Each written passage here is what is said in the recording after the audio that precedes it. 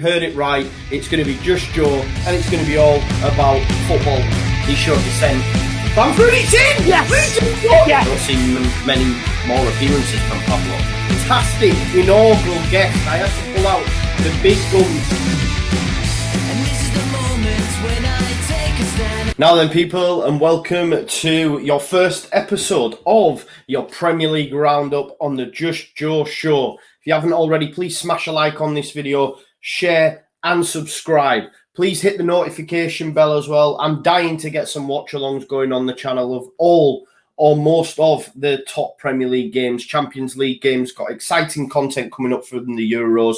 And of course, you need them notification bells on so that you are notified when I'm live and when them watch-alongs are kicking off. Because like I said, I don't want to start them and just be doing it to one or two people. But you've got to start somewhere, I suppose. But yeah, please smash a like on the stream and let's get straight into it. So this is your Premier League review show. Premier League roundup, whatever you like. So yeah, look, great weekend of football on offer. Top four chasing. A lot of teams dropped points.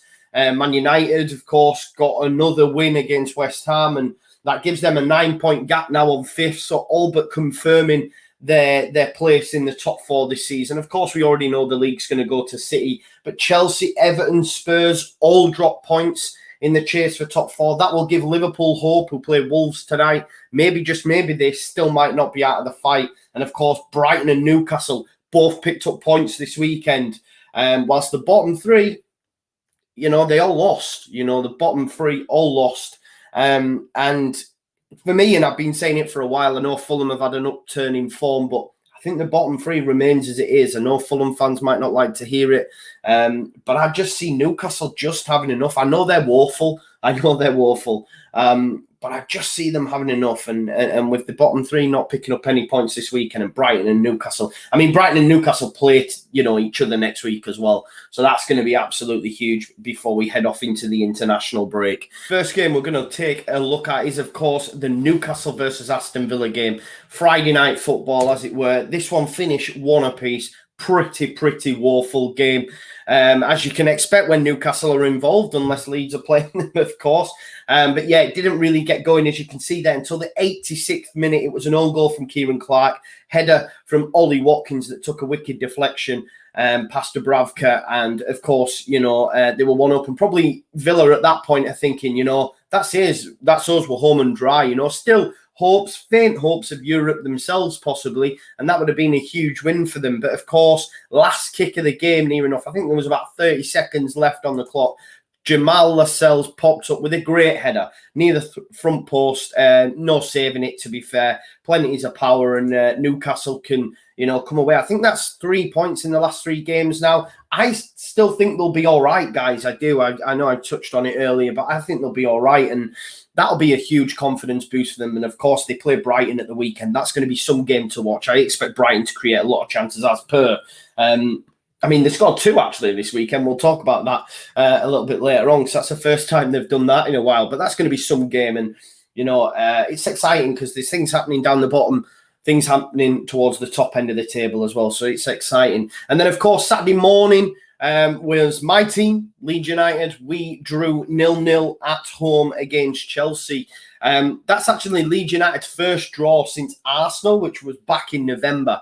I think that 19 matches in total since Leeds last drew a game, and that was 0-0 against Arsenal. It's a great point for Leeds United. Chelsea will probably feel that, on another day they win that game and should have got more out of it. Not on the face of that game, but just they have an elite squad. They have an elite team. I think, Tuchel's come out and said stuff about Victor Orta and the pitch, etc., which is a bit sour grapes, but it's a huge point for Leeds United. And of course, as I mentioned earlier, Liverpool will be buoyed by this, because the fact that Chelsea, Everton, Spurs, Villa, all these chasing Europe have all dropped points. It's going to be huge for Liverpool tonight ahead of Wolves.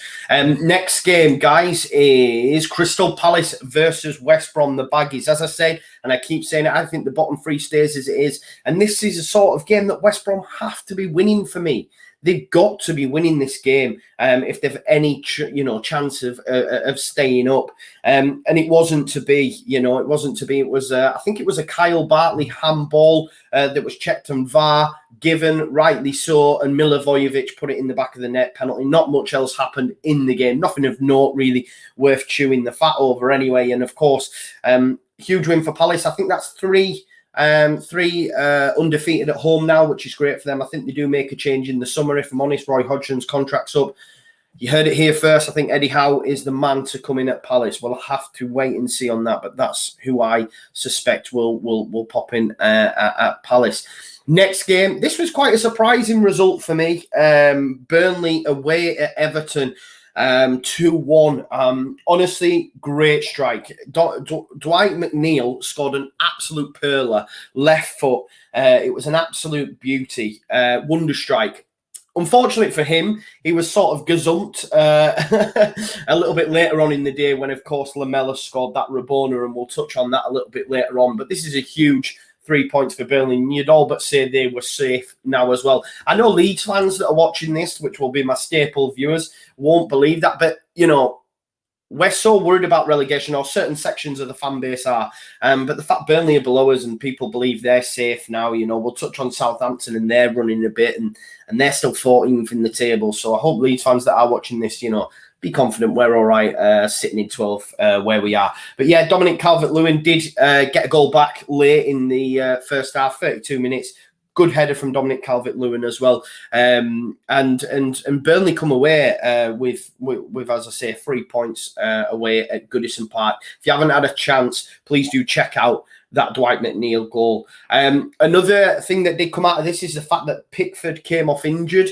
Not sure, what the ramifications are in terms of length of injury, but he did come off the pitch injured. What does that mean for England? Of course, Nick Pope, does he get a shout? Is there a shout for Dean Henderson as well to be involved? We're pretty light in the goalkeeper area, if we're being totally honest, and it's a place up for contention. Can Nick Pope play out from the back that maybe Gareth would like us to do moving forward? So is Henderson your man? I mean, he could find himself being England's number one. Whether or not I agree with that, I'm not sure, but we're pretty light in that area, aren't we? If only Meslier was English, If only Meslier was English. Next of the bottom three, of course, Fulham. It was always going to be a tough task for Fulham against, the informed team in Europe, really up there. I mean, smashing the league. I think it's 17 points now. They're ahead of second place Manchester United, and they could have. I think the record was 24 consecutive wins. Of course, that was stopped by their rivals from across the city, which they'll be absolutely gutted on. But back to winning ways, back doing well. Fulham did really, really well. As I say, 2 minutes into the second half, John Stones, who's got 5 for the season, great season for him. Lovely to see. Yorkshire boy as well. Got them off, and as I say, it was done in 15 minutes. Gabriel Jesus strike. And a penalty that Sergio Aguero finished as well. It's nice to see Aguero back on the pitch and getting goals as well. Nice to see him score a goal. But as I say, Fulham did really well first half. And Leeds fans, it's going to be a difficult game on the weekend. A very, very difficult game. And again, that's one, like I said with West Brom, they've got to be beating Palace. Scott Parker and Fulham, if they have any hopes of staying up, they need to look at a Leeds United side and look to beat us in order for them to beat the drop, as it were. Another huge win in that battle for relegation was, of course, Brighton winning away at St Mary's. Brighton, it's the first time they've scored more than twice in 11 games. I was watching this game, and obviously they went in front, and then Shea Adams equalised on the 27th minute. Good strike, and it was a great header from Lewis Dunk as well, to be fair. I love them centre-back headers that are way out, not so close to the goalkeeper, right towards the edge of the box, and bam, so much pace and power on it. But yeah, Shea Adams gets an equaliser, and I'm like, right, that's it then. Southampton, it's either staying like this or Southampton win, because Brighton do not score more than 2. But there you go, they did, and Leandro Trossard scored. It was a nice, well-worked goal as well. Started in midfield, little pass into Trossard from Danny Welbeck, who had a good game, and Lallana was really, really good as well. And just on Southampton, and this is, as I say, just for the Leeds United contingent, and they've now lost 10 10 in 12 games Southampton have lost. It's 10 defeats in 12, and they're still in 14th. So any Leeds fans that are worried that, look at that, they've lost 10 in 12 and they're still in 14th. So Leeds fans, don't be worried about the drop. But let's talk about Ralph Hasenhüttl as well. I don't get, we've seen from certain sections of the fan, of Premier League fan bases saying that, Ralph Hasenhüttl or Rabbit Hutch or however, let's just call him Ralph because it's quite a mouthful, isn't it? Said that he's everyone who the media think Bielsa is, etc. And I mean, he's been linked with top jobs and that. And I don't know if it's because he's the Alpine Klopp or whatever, but if he was English, would he be getting as much praise? Because it seems it's not being laid at his door. It's all Southampton and them not paying decent wages, and he's not getting in the players that he wants. And it's not really his fault. But ultimately, he had them top of the table at one point. They've now lost 10 in 12. That's him for me. I think he gets a little bit overpraised, if I'm being totally honest. But any non-Leeds fans might see this and think, well, hang on a minute, you've got Bielsa. We think he gets overpraised, but rightly so in my opinion, because he's a god. He's a god.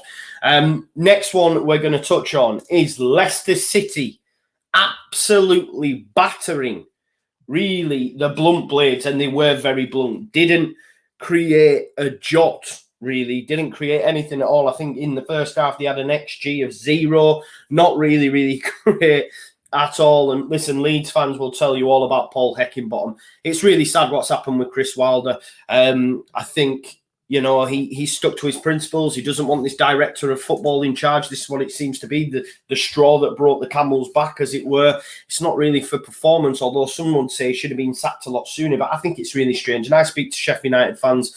You'll know Hal. I've got a friend as well that texts me regularly, and they're really unhappy about this. And the fact that Jason Tindall and Heckingbottom have been brought in to what? I mean, I can't see them getting the job in the Championship. It's just basically to try steady the ship, but not a great start for them. And me as a Leeds United fan, I'm licking my lips, looking forward to that time. We play them after Fulham, so we could run riot. Great for Leicester, another win and further cements that place in the top 4, I think, for me. And I've said it before on All Leeds TV and before the whistle blows. The 4th place is the one that's up for grabs. Liverpool, Chelsea, Spurs, even maybe Everton, but obviously them stumbling against Burnley. But Leicester must be buzzing. 6 in 8 now for Iheanacho. Absolutely on fire. And Vardy getting amongst the assists. Only 1 in 15 for Jamie Vardy, which is unlike him. I mean, it was an own goal for Ampadu, but I think maybe if Ampadu don't get a touch, Vardy's scoring anyway for their 5th, guys. But yeah, Kelechi Iheanacho 3. Jose Perez scored a nice goal as well. And of course, an Ampadu own goal. But the 3rd for Iheanacho, for him to get his hat-trick was a beauty, to be fair. And just on Sheffield United, they'd never lost by more than 3 goals under the whole of Chris Wilder's tenure. And in the first game without him, they've conceded 5. And if you haven't seen the Billy Sharp interview as well, make sure you check that out. Not happy at all. Next one up is, of course, the North London derby. Plenty to chat about in this one. It's actually Arsenal's first derby win since 2018. Fought back from 1 down. They didn't deserve to be 1 down, I will say. Eric Lamela scoring. Martin Odegaard getting them level, and Lacazette penalty on the 64th minute was enough for Arsenal to win. Loads to talk about in this game. Aubameyang dropped due to disciplinary issues, but not dropped enough to not be on the bench. Mikel Arteta is a really strange dude. Pepe, red card against Leeds after finally giving a started in Europe. Xhaka made comments we know about Xhaka and Arsenal fans and the way he's gone on, but made comments in the programme about we all need to keep our heads, got himself sent off that very game. And then, like I say, you're disciplining Aubameyang, but by putting him on the bench. It's just really strange and it stinks. And if I'm a player and I'm like, well, he's disciplining him, but putting him on the bench anyway, it doesn't really matter, does it? Oh, wow. Do you know what I mean? It's a very, very strange character. I don't know what's going on at Arsenal in that respect. Let's talk about that Lamela goal. Oh, wow. What a goal. Possible goal of the season. I've even said it could be winner of the Puskas Award this year as well. I mean, it wouldn't surprise you. It was an absolute beauty. Rabona through the legs of Partey, took it just, away from David Luiz and into that bottom right-hand corner. There was no saving it either. Leno had no chance. What a goal, and what just an absolute thing of beauty. But it was an eventful day of course, for Eric Lamela. We know he likes to get about it. He's got that South American spice about him, and he picked up 2 yellows and was sent off. I think the first one's harsh, if I'm being totally honest. If you make any sort of contact with players these days, you're getting yellows.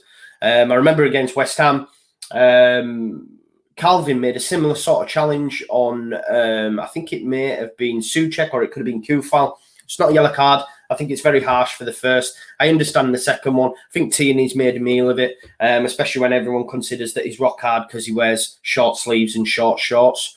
But yeah, Alioski would knock you out, son.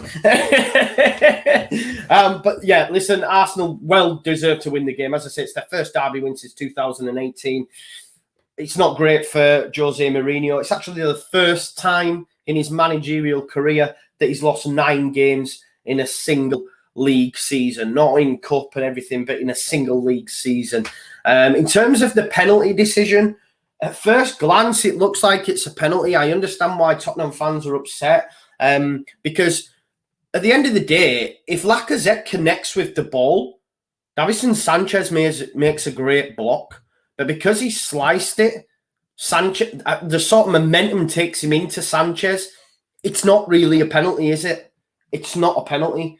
And I think the ref and VAR have got it totally wrong. They don't want to overturn the ref, and of course they win the game. But let's be honest, Arsenal deserve to win. They hit the woodwork a couple of times. Emile Smith-Rowe had a chance in the first half. It was a lovely strike off the bar. Cedric Suarez hit the post as well. So Arsenal more than deserve this, and they'll be buzzing. They'll be buzzing because could it be over for the top 4 for Tottenham already? Jose not having a great time of it there. But yeah, it was a good game, an eventful game. Goals, sending offs, what you expect from a derby. But Eric Lamela, what a strike. If you haven't seen it, please do check it out. And then to end, we have Manchester United winning, as I say, at the top of the show. 9 points gap now on 5th. You'd think they've all but confirmed the top 4. It was a Craig Dawson own goal. I think it was Scott McTominay that headed it initially. Remember, we all know Scott McTominay, as Leeds United fans, we made him look like prime Paul Scholes. But yeah, header off Craig Dawson, who's had a great season at West Ham thus far. West Ham will be disappointed because, look, before the season, you're not saying this is a must-win or they should be winning them games, but ultimately they are where they are, and if they want to stay where they are, they need to be beating Manchester United. They need to be beating the likes of Chelsea, etc. We know that they shouldn't, but ultimately, if they want to stay where they are, they have to. Do you know what I mean? I hope that makes sense. But that was it from the games this weekend. Of course, we've got Liverpool Wolves tonight. That'll be an interesting one. Look, Liverpool could put real pressure on the other top 4 chasing teams, and maybe it's between them and Chelsea for me for that top 4 final spot, because I think Leicester, City, and Man United. Well, we know City are, but Man United now 9 points gap between them and 5th. But let's just have a look at the top 6, the race for the top 6. As you can see, Man United 9 points now on West Ham in 5th. Chelsea, hanging on there after dropping points. If you look at the next fixtures as well, Man United have got Brighton, so you'd fancy them to win. Leicester City's going to be a real interesting one because that gives Chelsea a chance to close that gap. And of course, West Ham as well. Like we were saying, if they want to win, or stay in that top 4, they've got to be, beating the likes of Manchester United, and Arsenal's another one. They've got to beat Arsenal, because if not, they're going to slowly drop down. I still fancy them to get Europe. Corey won't like me saying this from Must Ham Way, but you're probably looking at European Conference that we wanted for a little while. But yeah, great. Listen, please let me know in the comments if you enjoyed this. I plan on doing this regularly after every round of games, Premier League roundup, Premier League preview, prediction shows, and of course, watch-alongs, guys. And before I start the watch-alongs, I want to try and get as many numbers as I can. So please share, please subscribe if you haven't already. Hit that sub button. Thank you very much for watching the Just Joe Football Show, and I'll see you in a bit.